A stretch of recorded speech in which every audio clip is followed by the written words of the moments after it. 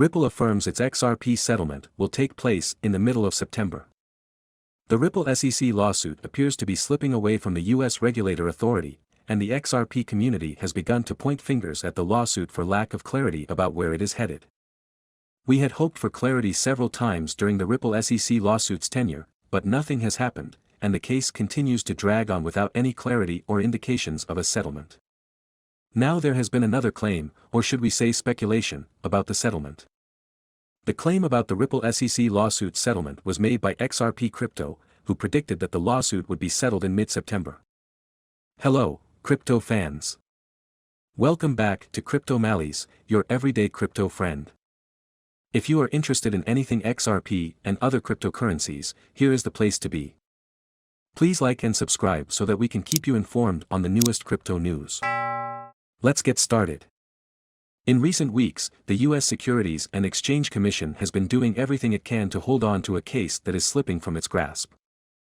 The SEC has asked the payment company to provide the terabytes of Slack messages that they had not previously provided due to data processing errors, according to Ripple.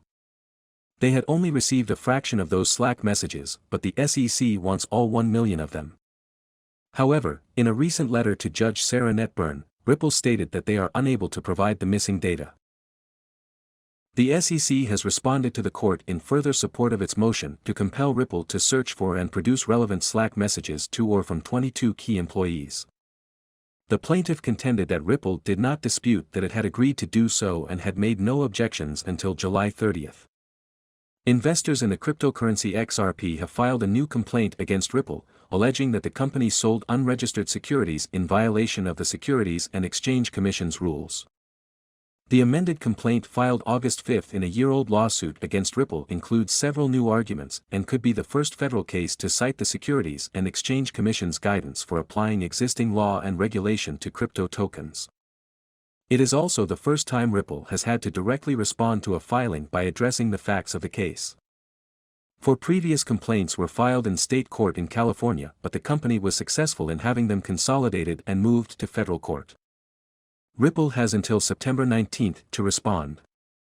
That filing will be the first time that Ripple will substantively respond to the allegations surrounding XRP in the already long history of this litigation, said Jake Chervinsky, general counsel at crypto lending startup Compound Finance.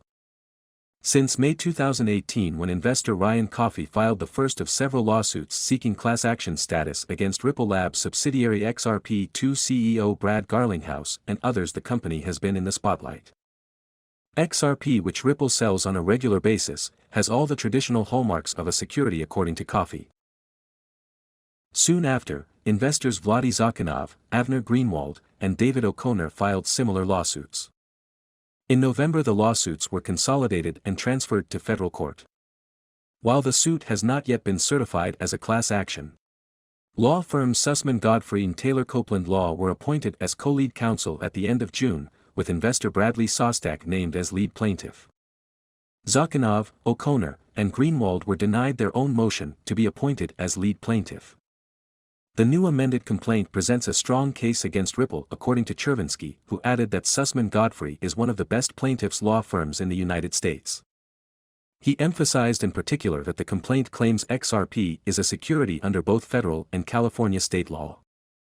This is significant because California, in addition to the federal Howey test, uses the risk capital test to determine whether a transaction qualifies as a security, he explained. Because the risk capital test is broader than the Howey test, plaintiffs may lose their federal securities claims while winning their state securities claims. SEC Framework. The citation of the SEC's framework for determining whether a digital asset qualifies as a security is perhaps the most significant difference between the new complaint and its predecessors. It reads like a love letter to the SEC, Chervinsky said. Although the SEC's framework is only non-binding guidance, the court will likely give it significant weight in determining how to apply the Howey test to the facts of this case. According to Reddit, this is the first time we have seen the SEC's framework applied in a case in federal court. Although the framework does not have precedential value on its own, meaning the court is not required to follow it, it will be very interesting to see how the court handles the framework's utility in determining whether XRP is a security in the future. The SEC issued the guidance in April for the first time, providing a specific roadmap for how it might assess digital assets. The amended complaint, which spans 11 pages, explains why the plaintiffs believe XRP is a security under the framework, stating that XRP purchasers made a monetary investment in a common enterprise. XRP investors had a reasonable expectation of profits, and the success of XRP requires effort of Ripple.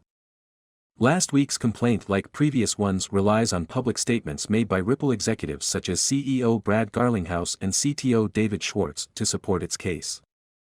According to the complaint, Garlinghouse stated in a 2017 CNBC interview that people are looking at the success Ripple has had as a company, and I think that's increased the value of XRP. According to the complaint, Garlinghouse agreed that Ripple's self-interest is tied to building and maintaining a healthy XRP market. The complaint emphasizes Ripple's own statements to demonstrate that XRP investors had a reasonable expectation of profits from Ripple's managerial efforts, Chervinsky said. This is similar to how the SEC framed its own complaint against Kik, the messaging app company accused of violating securities laws when it raised $100 million in a token sale in 2017. Aside from interviews, the complaint cites tweets that the plaintiffs believe show Ripple implied XRP's price would rise as a result of work the company was doing. Roughly 40 tweets are referenced in the filing, including tweets from the company, executives, and other employees discussing exchange listings, Ripple's XRP reserves, and other marketing efforts.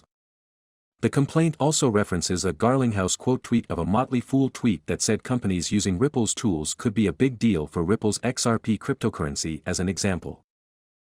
Aside from securities law, the lawsuit includes new claims that did not appear in previous filings in the case, according to Chervinsky. For the first time, he said, the plaintiffs now claim that Ripple violated California's false advertising and unfair competition laws by making false statements about the genesis, circulating supply, and adoption of XRP. The fact that this case is being heard in federal court may have aided the plaintiffs. Chervinsky explained, interestingly, the plaintiffs probably could not have alleged those claims on behalf of a global class, all persons or entities who purchased XRP, if Ripple had left the case in California state court instead of removing it to federal court. According to the filing, Sostak and his fellow plaintiffs are looking for Ripple to reimburse them for their losses. For the lead plaintiff, those losses total $118,100, according to the complaint, but the full size of the losses allegedly incurred by the class has not yet been calculated. So guys, this is it for today's video. I hope it could be a big help to you. What do you think will happen with XRP this month? Share your views in the comments section down below. Don't forget to click the bell icon, and thanks for watching.